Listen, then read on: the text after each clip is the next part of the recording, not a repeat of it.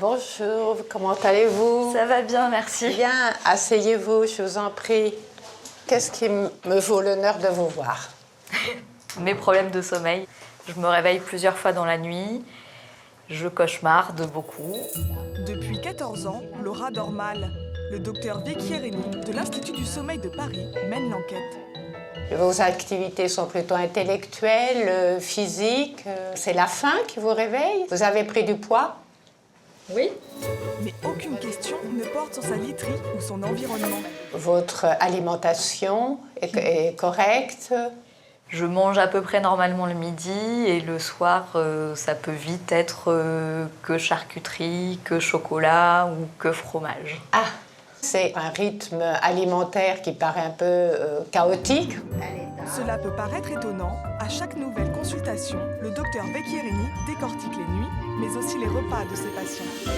On fait au moins un tour d'horizon sur le rythme alimentaire. Parce que la quantité de nourriture, sa qualité, a un impact sur le sommeil.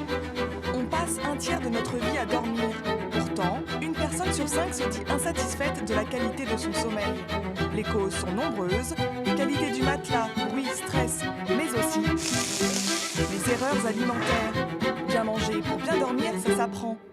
Les Français croient tout savoir.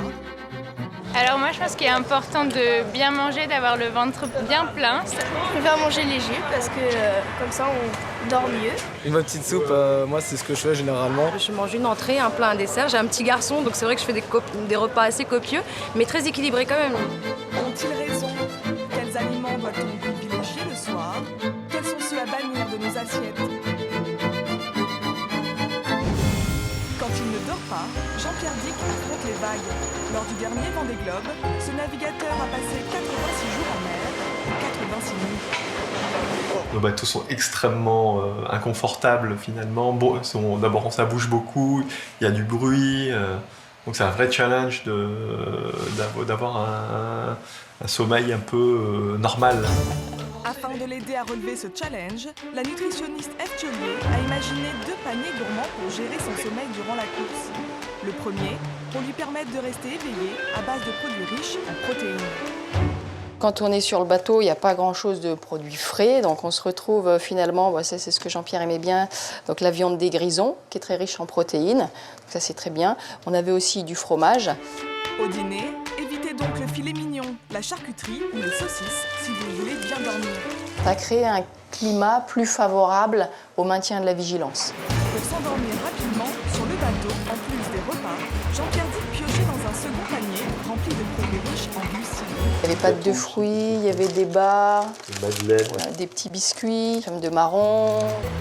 En mer, le navigateur dormait rarement plus d'1 heure d'affilée. 15 jours après son retour sur Terre, son sommeil est toujours très perturbé. Ça prend du temps de se recaler. Autant la première partie de sommeil est assez facile et rapide, mais autant la deuxième partie elle est plus compliquée avec éventuellement des réveils assez fréquents. Pour la nutritionniste, la solution à des nuits agitées, valable pour tout le monde, se trouve dans l'assiette, surtout au moment du dîner. Par exemple, une belle assiette de riz au dîner, 3-4 heures avant l'heure du coucher, ça permet de réduire la latence d'endormissement. Tu vois, donc tu mets moins de temps à t'endormir. Une simple soupe ne suffit donc pas. La nuit, notre cerveau réclame des sucres lents que l'on trouve dans le riz ou les pâtes. Mais d'autres produits sont capables de nous aider à rejoindre les bras de Morphée. Dans son livre consacré à la cuisine sommeil, Marie Borel révèle les vertus anti-insomnie d'une vingtaine d'aliments. Pommes, verveine, noix de muscade. Son préféré, la laitue. Ça, c'est ma petite favorite. Il y a une substance qu'on trouve que dans la laitue qui s'appelle le lactucarium et qui est une substance sédative. Donc la laitue au repas du soir, c'est nickel. Les pommes, c'est aussi un excellent aliment. Ça contient des sucres lents qui sont diffusés assez lentement, donc le cerveau a son compte de carburant. Et il y a de la quercétine, qui est une substance directement apaisante. Donc dans la pomme, on a un petit cocktail parfait pour le soir. Ajoutez à cela ses aromates sommeil favoris, basilic, marjolaine ou encore noix de muscade. C'est pas magique, c'est pas parce qu'un soir on va manger un plat que ça va résoudre tous les problèmes. Mais de façon assez rapide, en quelques jours, on peut se rendre compte qu'il y a une amélioration qui se met en place. Autre plante appréciée de la cuisinière, la verveine. Si on la consomme le plus souvent en tisane, sachez qu'elle peut aussi parfumer les soupes ou les bouillons. C'est délicieux. Mais attention, pour bien dormir, il faut aussi éviter certains aliments. Les sauces, les épices et les fritures sont à éviter le soir, ne serait-ce que parce qu'ils se digèrent très mal. Et comme ils sont digérés mal et lentement, ils peuvent réveiller. Enfin, tout le monde sait que la caféine empêche de dormir, mais dès le déjeuner, le café peut vous gâcher la nuit. Avoir consommé de la caféine, 4 ou 5 heures après, on en a encore la moitié dans le sang. Et 8 à 10 heures après, on en a encore un quart. Traditionnellement, on dit à partir de 14 heures de ne pas prendre de boissons riches en caféine. Contrairement aux idées reçues, le dîner idéal n'est pas trop léger afin d'empêcher les réveils nocturnes. Mais il faut éviter la viande rouge.